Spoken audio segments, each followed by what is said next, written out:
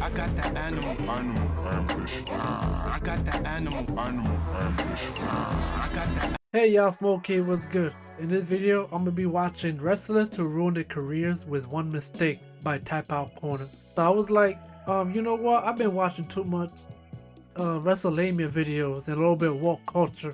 I totally forgot about Tapout culture, who also brings out good wrestling content. So I was like, yeah, let me show these guys love too, you know what I mean? So I'm very interested in what this video got to say. Let's go.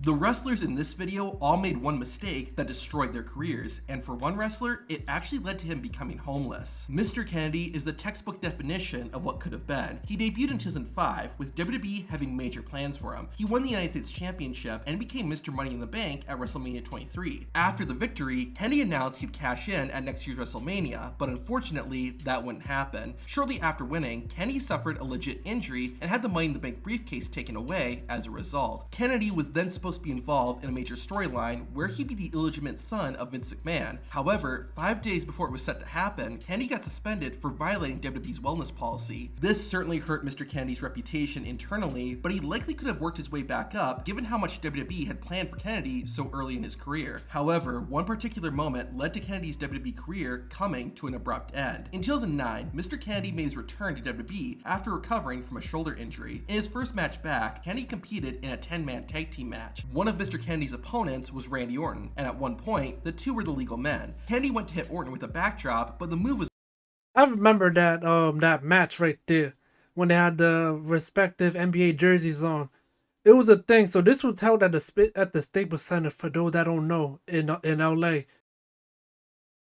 And it was like a dispute over who's gonna be using like the Pepsi Center where the Nuggets played at the time, between Vince McMahon and the owner of the Nuggets. And then stuff happened. I think it was a playoff game for the Nuggets, and Vince had a show held or something, and then there was like a change of plans, so it just became this thing where Vince was just mocking the Nuggets owner.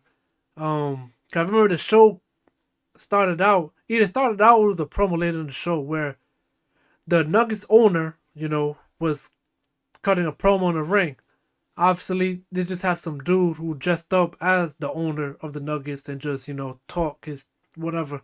And for that, Vince could come out and then do what Vince does and just make an ass out of the person he's talking to. So yeah, that was that thing. Yeah, as you can see, the Nuggets are the heels. We know who's gonna win that match. Oh man, shout out to Randy Orton for wearing that Carmelo Anthony jersey, man. No cap.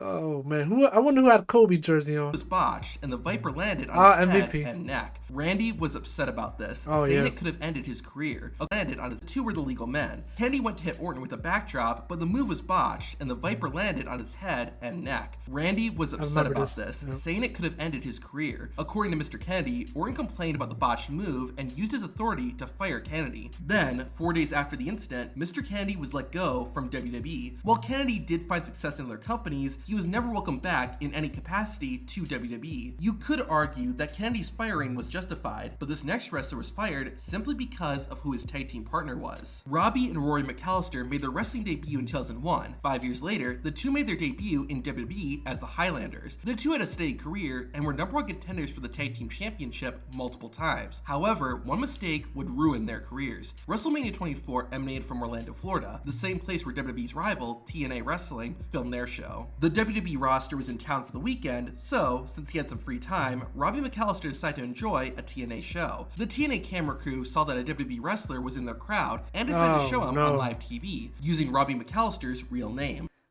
I know what's gonna happen. Shortly after, McAllister got a call from WWE and was ordered to leave. Once Robbie got back to the hotel where all the wrestlers were staying, the roster berated him, especially The Undertaker and Finlay. Unfortunately, that was not the end of it, and both Robbie and Rory got punished. Robbie was taken off WrestleMania and lost a $5,000 payday. Rory did absolutely nothing, but wasn't used for months, which hurt his wallet since WWE wrestlers make more money when they wrestle. Robbie was still used, but lost every match he was in, that sometimes would last just barely a minute. The two were eventually fired roughly 5 months after the incident. While the Highlanders did continue to wrestle on the independent circuit, they have never been welcomed back or even acknowledged by WWE. If the incident with the Highlanders sounded insane, this next wrestler was fired for saying one word.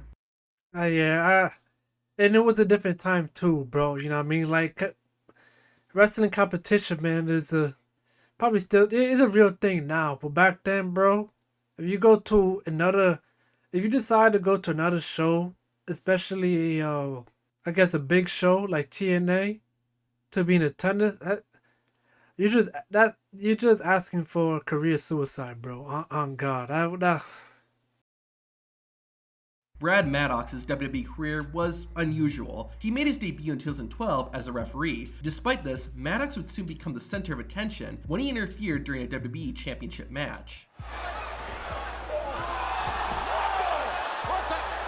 Following this, Brad Maddox eventually became the general manager of Raw and held that role for nearly a year. He would make sporadic appearances on WWE TV until abruptly being fired. In November 2015, Maddox returned after being absent for 7 months. 8 days later, Brad Maddox was wrestling in a non-televised match and had to talk on the mic. Maddox was a heel, or bad guy, so he insulted the crowd to get them riled up. However, the former Raw GM referred to the fans as pricks. He didn't feel that was inappropriate, but WWE management disagreed. Maddox was fired almost immediately after the match and was never given an opportunity to explain himself. Maddox only wrestled once after his exit from WWE, and the company has practically ignored that he was ever a part of their roster. Well, yeah, and there's probably a bigger reason why he was let go other than calling fans prick. It's not like he called him a bunch of or something, you know what I mean?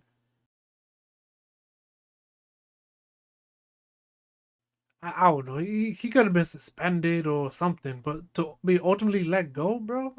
I mean, at the same time, I get they wasn't really using him after the Raw GM role. Easy to feel sympathy for Brad Maddox, it's impossible to feel that way for Juventud Guerrera. After starting his career in Mexico, Juventud rose to prominence when he joined WCW in the mid-90s. However, he was fired after about 4 years with the company when he got intoxicated during a tour of Australia and was arrested. Juventud Guerrera would return to Mexico, but in 2005, he got an opportunity with WWE. Juventud was reportedly difficult to work with and had an ego problem. It was said that he would wear sunglasses backstage and refer to himself in the third person. While that didn't get him fired, one decision did. On the January 6, 2006 episode of SmackDown, Guerrero fought the Cruiserweight champion, Kid Cash. Juventud was told not to perform high-flying moves, but he did anyway. He also hit Kid Cash for real and didn't cooperate with his opponent, making it harder for Cash to perform moves. If that wasn't bad enough, Juventud Guerrera also performed a banned WWE move, the 450 Splash. Ironically, the reason the move was banned was because of Juventud accidentally injuring an opponent with it several months earlier. While Juventud Guerrera didn't injure Kid Cash, it didn't matter. The same day Guerrera and Cash's match aired, WWE fired the Luchador, and the two sides haven't worked together since then. Yeah, Juventud, he just didn't care, bro. He kept breaking rules after rules, bro. He just said F this, bro. If I'm gonna leave with a bang or something. Luchador would not only get fired, but was canceled by the entire wrestling community for what she did. Born in Monterrey, Mexico, Sexy Star got into professional wrestling at the age of 23. Her career continued to grow, and Sexy Star's popularity only got bigger when she joined Lucha Underground in 2014. However, in 2017, the masked Luchador would destroy her career with one decision. In August of that year, the Mexican wrestling company AAA was hosting its biggest event of the year, Triple Mania. Sexy Star was on the show and competed in a fatal four-way match. One of the 3 other women Sexy Star was wrestling was named Rosemary. The finish of the match saw Sexy Star lock in an armbar on Rosemary, who tapped out. However, Sexy Star held the armbar in for several more seconds, which wasn't supposed to happen. This unscripted attack caused Rosemary to suffer strained triceps and biceps. Fans, as well as fellow wrestlers, lashed out at Sexy Star, with Cody Rhodes even saying he would never share a locker room with her. Sexy Star responded, saying she didn't intentionally hurt Rosemary, but the damage was done. AAA stripped Sexy Star of her title, and she's kicked out of the company, with other promotions also parting ways with her. While Star has continued to wrestle, she hasn't been able to achieve the same level of success. While most would say Sexy Star deserved what happened to her, it's debatable if what happened to this next talent was just or Nah. You can't just go into the business for yourself like that, bro. Or at all, period. Like, I guess you want to be dramatic with it by not letting go, but she used too much force and she just messed up the person's arm. Yeah. You had to go, bro. I'm sorry, but you can't do that ever. Or not. Abraham Washington, or AW, is a WWE talent you may not have ever heard of, and WWE would like to keep it that way. AW debuted in 2009, hosting a segment on ECW called The Abraham Washington Show. And he was literally just a talker. This guy was not, well, he must have been a wrestler in developmental, but when they used him in the main roster, he just talked. He had his own interview show, and became the manager. Just watch this. I don't know, it was stupid, bro. But it said there was multiple reasons for his firing, but keep watching. He would interview wrestlers until ECW came to an end in 2010. In April 2012, Abraham Washington returned, now just being called AW. He was scouting talent to manage, and he eventually settled on Titus O'Neil and Darren Young, the primetime players. Things were going well until AW made one mistake that cost him his career. On the July 30th, 2012 episode of Raw, Titus O'Neil was in a singles match against Kofi Kingston. AW would always be mic'd up during the primetime players matches, and this one was no exception. However, AW took things too far when he said this. Titus O'Neil is like Kobe Bryant at a hotel in Colorado. He's unstoppable. AW is referencing assault allegations made against NBA basketball player Kobe Bryant in 2003. And that was so uncalled for. Like, bro, you thought I was cool? I don't get that part. What was that supposed to mean in his mind, bro? Come on, bro. That's uncalled for. This was not a thing to joke about, and WWE even made Michael Cole apologize after they returned from a commercial break. Yeah, we would like to because it was BS. Ladies and gentlemen, for the remarks made by AW moments ago. 11 days after this incident, AW was fired from WWE. Now, AW would later claim that the reason he got fired was that he tweeted his support for Linda McMahon's U.S. Senate campaign, and she wanted to distance herself from wrestling. WWE responded by saying it had nothing to do with AW's political support, and was solely because of his inappropriate comment on Raw. Nevertheless, AW only made things worse by venting his frustrations with WWE on God, it could have been that the political one when he tweeted support to Linda McMahon. Because Linda McMahon, wrestling, is action, but it's in the same time foolishness, and then people could use that against her and all the other stuff. And she don't want no part of that brand trying to do her own politic thing. And when like WWE, whether Vince or whomever say it was that remark that caused his firing, again, they don't want anything to tie up with Linda McMahon. That's why she could do her own thing. So maybe AW or Abraham Washington is telling the truth about the Linda McMahon situation one. Twitter. Since then, AW has never been invited back to WWE and has mostly disappeared from wrestling. While AW likely wasn't going to be a major star, this next wrestler could have been, if not forgetting, in his own way. In 2012, Austin Aries was one of the hottest talents in wrestling. Aries won the TNA Impact World Championship, and it seemed like he was on his way to becoming one of the greatest of all time. In 2016, Aries would make his WWE debut, giving him the largest platform he had ever been on. However, about a year after joining the company, WWE released Aries from his contract. A-Double returned to TNA, where he won their world title 2 more times, but one decision ruined his career. At the Bound for Glory pay-per-view, Austin Aries defended his title in the main event against Johnny Impact, aka John Morrison. Johnny performed his finisher, Starship John Morrison got like 20 names, bro. That's not even an exaggeration. Pain main event against Johnny Impact, aka John Morrison. Johnny performed his finisher, Starship Pain, and won the match. However, Austin Aries almost immediately got up and didn't sell the move. Aries then started yelling at the commentators and the crowd. There's your business. You happy? You happy? Good. Shoot that motherfucker.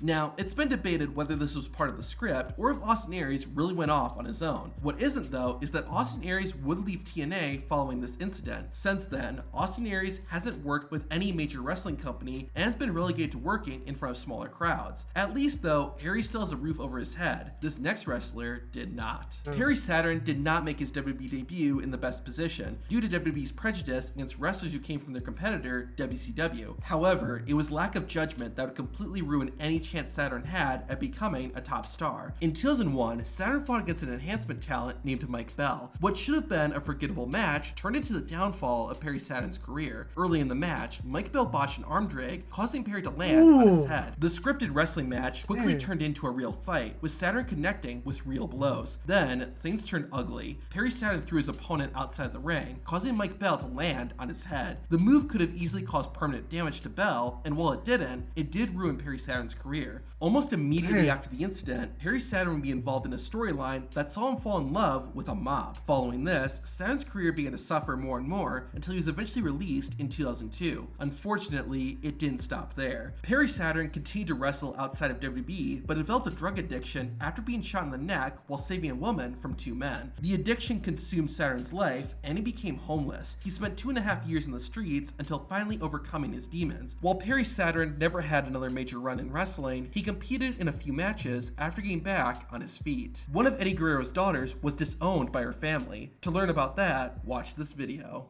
Damn, what the hell? Holy Christ, that's how you end a video, bro. Oh, damn, Eddie Guerrero's daughter was disowned by her own family. That's wild. But, yeah, it was a cool vid.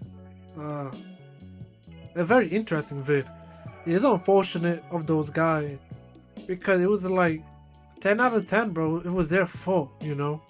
Oh, granted, that last one was probably like Perry Saturn probably botched his way through that match against an enhancement talent. I don't know how he could do that.